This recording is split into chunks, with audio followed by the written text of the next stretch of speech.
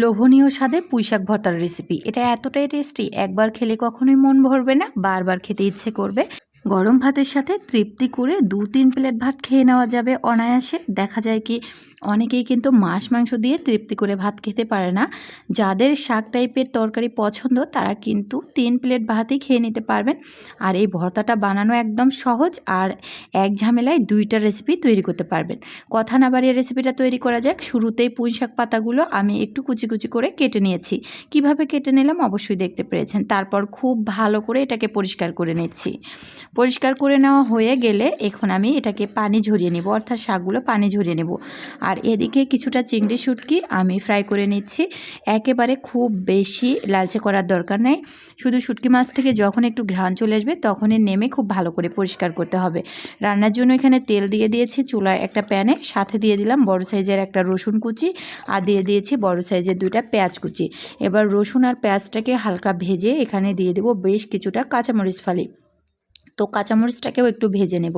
ভেজে নিয়ে যখন কাঁচা গন্ধটা চলে যাবে সব কিছু, তারপরে আমি এখানে এই যে পরিষ্কার করে রাখা চিংড়ি শুটকিগুলো অ্যাড করে দিচ্ছি। এবার খুব ভালো করে নেড়ে চেড়ে এখানে আমি অ্যাড করে দিব সামান্য পরিমাণ হলুদের গুঁড়ো আর সামান্য পরিমাণ লবণ। এবার সব কিছু খুব ভালো করে নেড়েচেড়ে মিক্সড করে নিব। যে কোনো শাক রান্না করবেন ঢাকনাটা খুলে রান্না করার, তাতে করে না কালারটা একদম সবুজ থাকে। আর আসল কথা হলো চিংড়ি শুটকি দিয়ে কখনো পুঁই শাক ভাজি খেয়েছেন কিনা, না খেয়ে থাকলে অবশ্যই ট্রাই করবেন। আর আমি ঠিক যেভাবে রেসিপিটা দিয়েছি এইভাবেই ফলো করে একদিন রান্না করে দেখবেন, তাহলে টেস্টটা পেয়ে যাবেন। তো আমি চিংড়ি শুটকিটাকে সব কিছুর সাথে একটু নেড়েচেড়ে ভেজে তারপর পুঁই শাকটাও অ্যাড করে দিয়েছি। পুঁই শাকটা দেওয়ার পরেই কিন্তু এরকম অল্প একটু হয়ে যাবে। তো তারপর এটাকে আমি ঢাকনা খুলেই রান্না করব। এটা ঢাকনা দেওয়ার কোনো প্রয়োজন নাই। আর যেহেতু এটা কুচি কুচি করে কেটে নেওয়া, এটা রান্না করতে কিন্তু খুব বেশি সময় লাগবে না, 7 থেকে 8 মিনিটের মধ্যেই এটা কিন্তু রান্না হয়ে যাবে। রেসিপি ভালো লাগলে ইউটিউব ফেসবুক যেখান থেকেই দেখেন না কেন আমার পরিবারে যুক্ত হয়ে যাবেন। ভিডিওর কোনো অংশ একটুও ভালো লেগে থাকলে প্লিজ একটা হলেও লাইক কমেন্ট শেয়ার করবেন। যে কোনো শাক রান্নার ক্ষেত্রে ঢাকনাটা খুলে একটু রান্না করলে কিন্তু কালারটা একদম সবুজ থাকে, তাতে করে দেখতে ভালো লাগে। এটা আমি আগেও বলেছি। তো আর হলো ঢাকনাটা খুলে রান্না করলে শাকের টেস্টটাও অন্যরকম আসে, এটা সব সময় খেয়াল করবেন।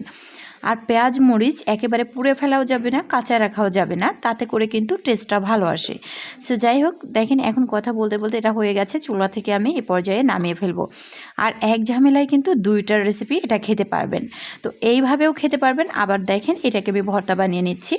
কিছুটা শুকনা মরিচ আমি আগেই ভেজে রেখেছিলাম, এখন কাঁচা পেঁয়াজের সাথে এই মরিচ ডলাটাকেও আমি মিক্সড করে নিচ্ছি। তো মিক্সড করে নেওয়া হয়ে গেলে এখানে আমি বেশ কিছুটা সরিষার তেল অ্যাড করে দিচ্ছি। সরিষার তেলের ফ্লেভারটা জাস্ট অসাধারণ লাগবে এই পেঁয়াজ মরিচের সাথে। তো এখন ওই যে রান্না করে রাখা পুঁই শাকটা অর্ধেকটা আমি দিয়ে দিয়েছি, আর অর্ধেকটা আমি ভাজি হিসেবেই খেয়ে নেব। তো এক ঝামেলায় কিন্তু 2টা রেসিপি ঝটপট বানিয়ে নিতে পারবেন আর তৃপ্তি করে খেয়েও নিতে পারবেন। আর কি লাগে বলেন তো, একবার হলেও এভাবে পুঁই শাক ভর্তাটা ট্রাই করবেন, সাথে কিন্তু ভাজিটাও খাওয়া হয়ে গেল।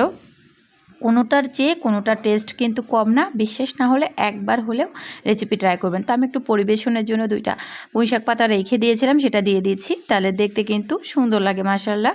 তো তারপর এখানে আমি গরম ভাত নিয়ে নিচ্ছি সাথে সাথে। আমি যে কোনো ভর্তা বানিয়ে নিলেই আমার সাথে সাথে না খেলে ভালোই লাগে না, কিন্তু মাংসতে এত লোভ আমার হয় না।